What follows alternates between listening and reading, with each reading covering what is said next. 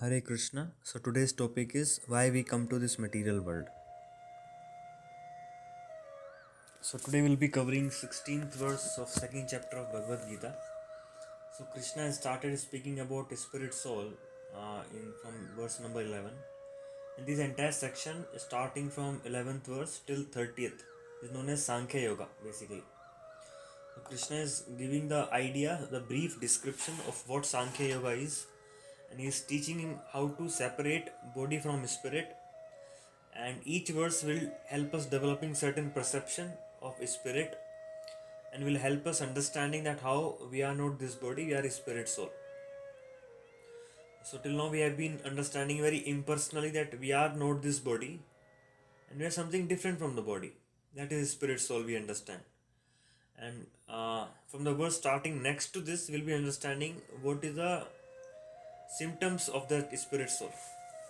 So in this verse also Krishna is giving the nature of what is matter and what is spirit. So we'll chant this verse and we'll understand the translation proper. Na sato vidyate bhavo, na bhavo vidyate sata, ubhayorabi drashtantas tu anyas tattvadarshibhi. So if any devotee wish to chant this shloka, they can chant. Translation proper by Srila Prabhupada. Yeah, translation. Those who are seers of the truth have concluded that of the non-existence there is no endurance, and of the existent there is no cessation. These seers have concluded by studying the nature of both. Purport by Srila Prabhupada. Purport. There is no endurance of the changing body. That the body is changing every moment by the actions and reactions of the different cells is admitted by modern medical science, and thus growth and old age are taking place in the body. But the spirit soul exists permanently, remaining the same despite all changes of the body and the mind. That is the difference between matter and spirit. By nature, body is ever changing and the soul is eternal. This conclusion is established by all classes of seers of truth, both impersonalist and personalist. In the Vishnu Purana, it is stated that Vishnu and his abodes have self-illuminated spiritual existence. Jyotimshi Vishnur Bhavani Vishnu. The words existent and non-existent referred only to spirit and matter. That is a version of all seers of truth. This is a beginning of the instruction by the Lord to the living entities who are bewildered by the influence of ignorance.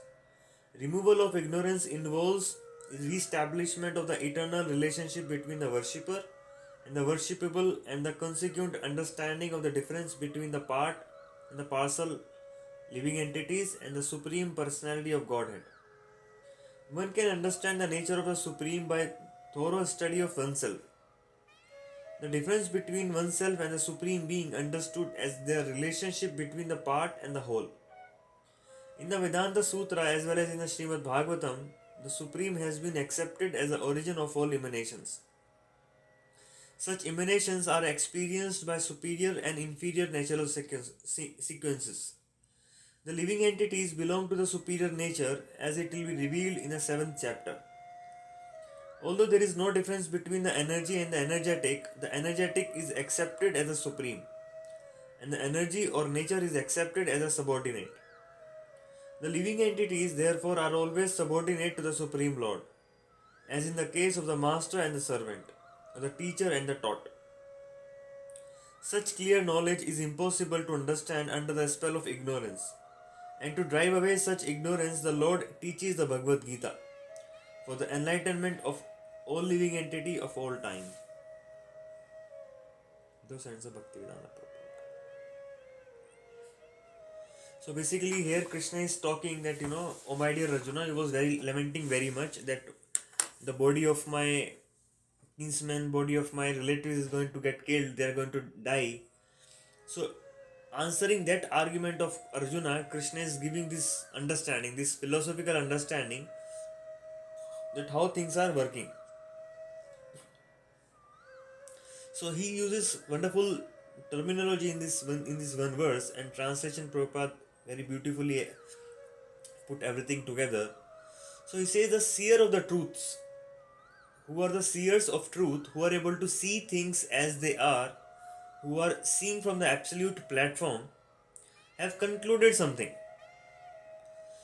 So different people sees differently, as we understood last time also, that we see through the perception which we have developed in our life.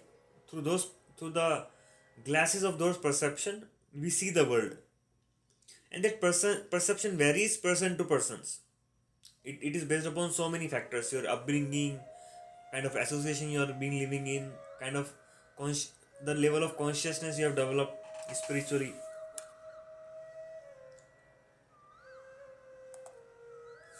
So every person has different kind of understanding of life, but all of those understanding, all of those perception of life is relative in nature.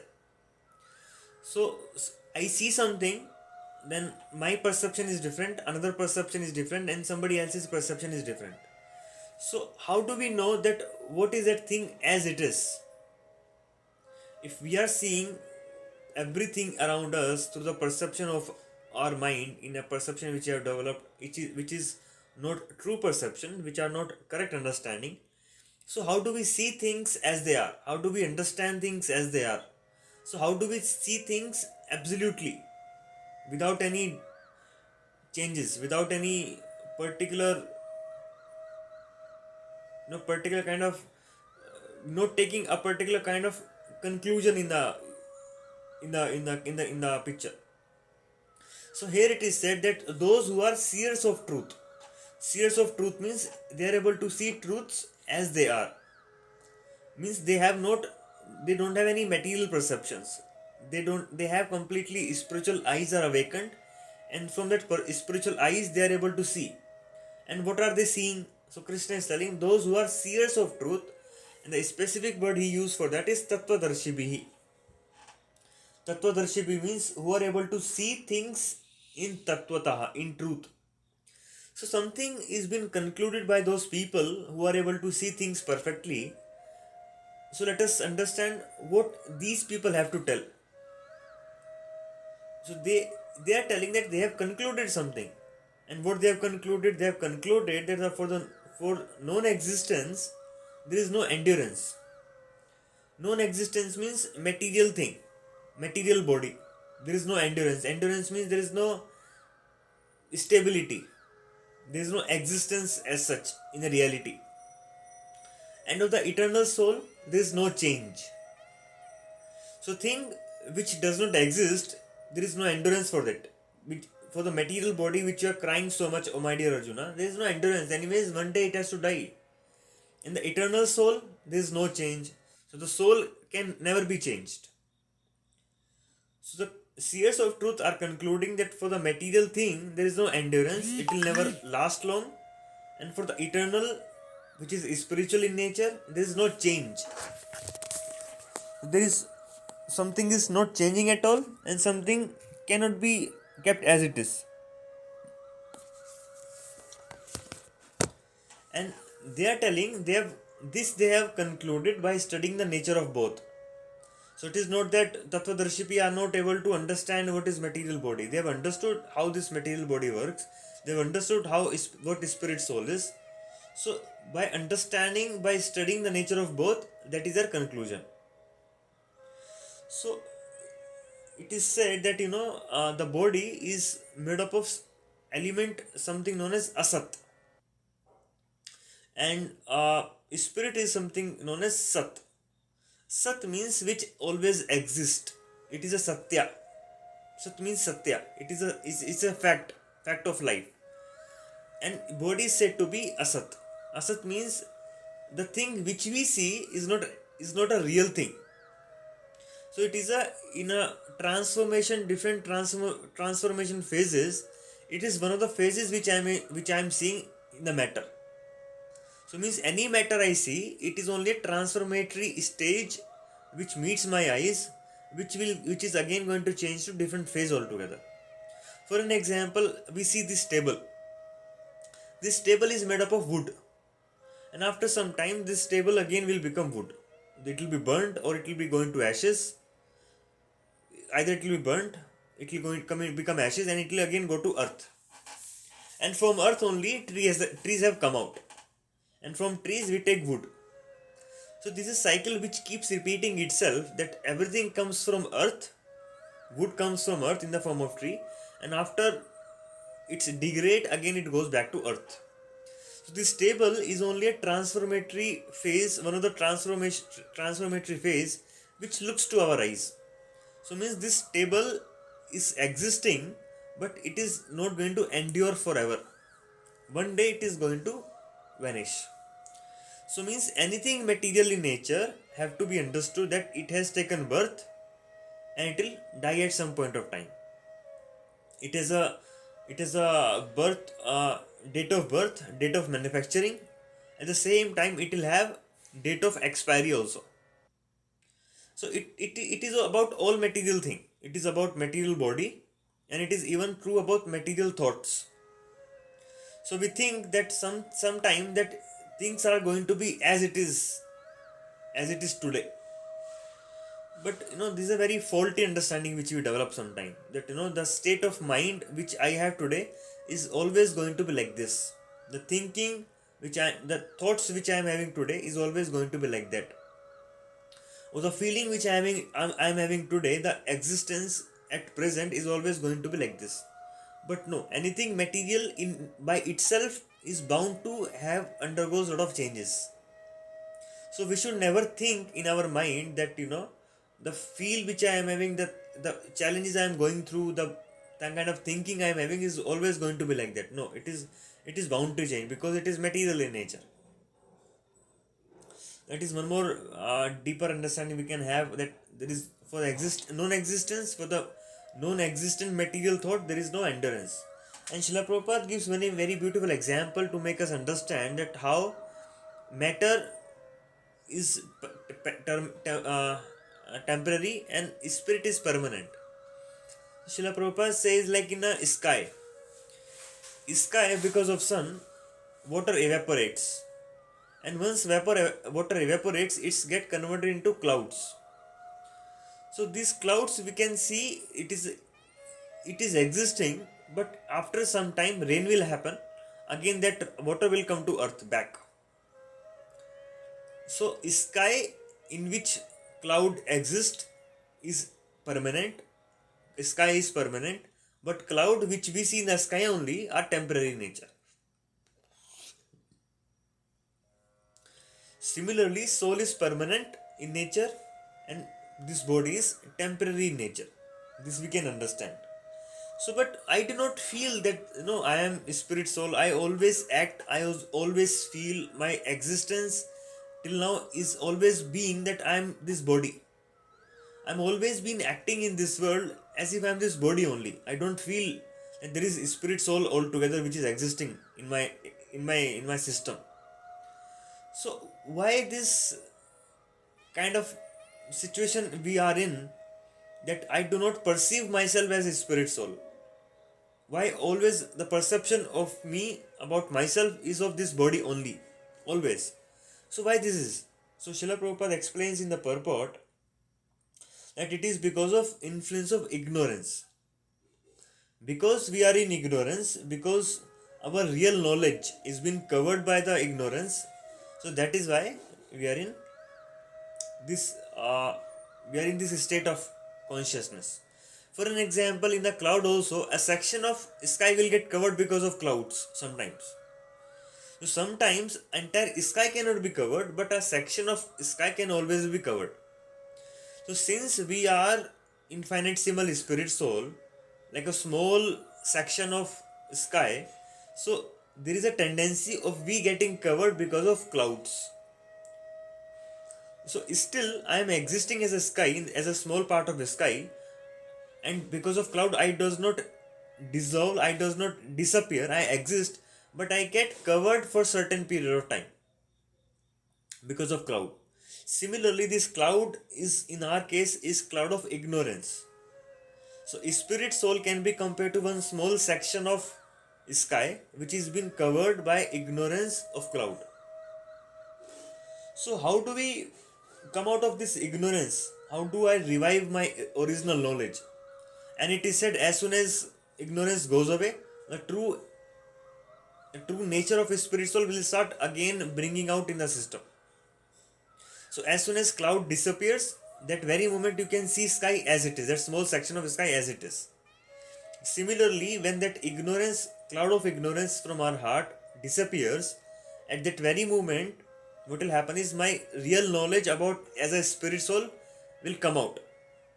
So, in that sense, my knowledge of a spirit soul is not lost, it is always existing, but it get covers for a small period of time, and that covering is of ignorance. So, why that ignorance of covering of ignorance at all come about at the first place? Okay, I understand that I am in ignorance, under the influence of ignorant energy, under the influence of ignorance. So why I am at this place at the first place itself? Why I am existing like that at all? If I am a true pure spirit soul. So the point is that that we as a living entity are a part and parcel of Supreme Lord, and we are supposed to be serving spirit the whole, that is Krishna. As a spirit soul we are part and parcel, so the function of a part and parcel is supposed to be serving the whole, that is Supreme Lord Shri Krishna. And we were perfectly following our duties in the spiritual world, in the spiritual atmosphere, because we are spirit, Krishna is Supreme Spirit. The atmosphere where both of them exist is also spiritual atmosphere. And in contrary, we see that the atmosphere which we are living today is material atmosphere. So at one point of time, I thought, the idea came to me that why to serve Krishna? I want to become like Krishna. But constitutionally, my position is always to serve Krishna. But that idea came to me, that understanding, somehow it came to us that I want to be like Krishna. So as soon as that idea came, that I want to be like Krishna, so but in pure knowledge, in pure consciousness, soul cannot be like Krishna. In a pure consciousness, soul can always be serving Krishna. So but I have this desire to be fulfilled, that I want to be like Krishna. So because of that reason, that pure knowledge has to be covered by ignorance. So unless that pure knowledge is not covered by ignorance, we will not be able to experience our desire, fulfill our desire to be like Krishna. So we have, our knowledge is been completely covered by the energy, by the illusory energy of Krishna, which is known as Maya technically in this world, and we have been sent into this world. So what happens? Knowledge is covered by ignorance, and we have been sent into this material atmosphere so that we can exist. So ignorance can exist only in ignorance. So unless Krishna creates this ignorant world, our ignorance will not last. Our ignorance will not be able to sustain. Our ignorance will not be able to play out in this world. So because of that reason, this atmosphere exists, so to give us a chance so that we can fulfill our desire to be like Krishna, to be independent of Krishna. And you would see more or less in the material world what is happening is everybody wants to be like Krishna. Everybody wants to be independent. So the common principle of whatever we want to achieve in our life is independence. Is independence from ruling of other country, is independence from my own boss. I don't want to be dependent on my boss. From the independence of the law of nature, from the independence, so everything, so independence is proportional to the advancement in this world. So more independent you can be, more advanced you become. You see, a common underlying principle in all of our behavior is to be always trying to be independent. So because that tendency is originating from our first offense to Krishna. There's to be independent of Krishna. So how do we reverse the process? How do we come out of this ignorance? It is very simple. The way you came into this ignorance, you just have to reverse the process. Because of being independent, you got covered by illusory energy, and your real knowledge got covered. So if we want to again revive that real knowledge which always exists in our heart, and we with the knowledge, the covering of illusory energy, if you want to remove, that simple thing is that you have to start becoming dependent to Krishna again. So more you become dependent on Krishna, more you become dependent on the Supreme Lord, then what will happen is things will start going to reverse direction. Then the once we start becoming dependent on Krishna, then we start doing sadhana bhakti, we start performing chanting, we start reading about Krishna, we start doing deity worship. So all this procedure is helping my body and mind, which has become independent of Krishna now, to make dependent on Krishna. So first what we do is we make this body, existence of this body depends on Krishna. So once this body, existence of this body becomes dependent on Krishna, then slowly what happens is spirit soul start experiencing again what it is to be like depending on Krishna. Because this body can only give you experience as an observer to the spirit soul. So as an experience to the spirit soul, once my body becomes like dependent on Krishna, then that experience what my body gives to spirit soul, then the spirit soul thinks, yeah, it is such a nice experience, why I'm suffering into this world. And slowly, soul start awakening up that no, I want to go back to Krishna now. So from sadhana bhakti, from the dependence of this body on Krishna, then slowly, soul start depending on Krishna. And once to the degree we become dependent on Krishna in our heart, to that degree this illusory energy will be uncovered from my heart. I'll be becoming free. I'll be uncovering myself from this illusion which has taken over me at this point of time. And because of that, my knowledge is covered. So spirit soul knowledge is always there with the spirit soul, and the real knowledge dawns upon us when spirit soul gets awakened. So when spirit soul gets awakened, then what happens? Automatically, all the knowledge about everything become fact to me. It's become reality to me. The way I am seeing this table today is a very concrete reality for me. Similarly, once we awaken to our spiritual senses, the existence of spirit will be as relevant, as substantial, as solid for you as the presence of matter today for this material body. So when we go to that platform that we have completely become awakened at spiritually, then we become actually seers of truth. That is what is mentioned here. Tattvadarshibhi. Those who are seers of truth, those who are Tattvadarshibhi have concluded. So what will be our conclusion also once we again awaken to our original constitutional spirit soul position? That this body is temporary in nature. Soul is eternal. So I have to do something for this body. I don't have to care much of this matter as such. So this is what we can understand from this verse, that how we have come into this ignorance and how we can again uncover ourselves from this ignorance by re-establishing our relationship with Krishna. And once we do that, to that degree, we'll start awakening to real knowledge, clear knowledge, and then we'll be able to conclude that we are not this body, we are a spirit soul, and it will be very different experience from this body. And now if we try to understand what is spirit, we'll be trying to understand from our own material mind. And our material mind is conditioned to think everything material. So whenever spiritual thing is being taught to us, we try to judge, we try to understand through the materially contaminated or material perception. We start seeing things, and if we try to understand them with our own capacity at this moment, then everything cannot be understood.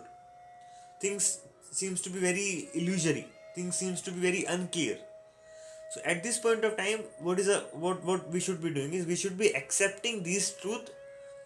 What from the absolute perspective, it means that I should be accepting what the seers of truth are seeing, what Tattvadarshibhi are seeing in their real original constitutional position. If we accept their words as they are and don't try to involve our mind, materially contaminated mind, in the picture, then we'll be able to experience the original spiritual knowledge very fast.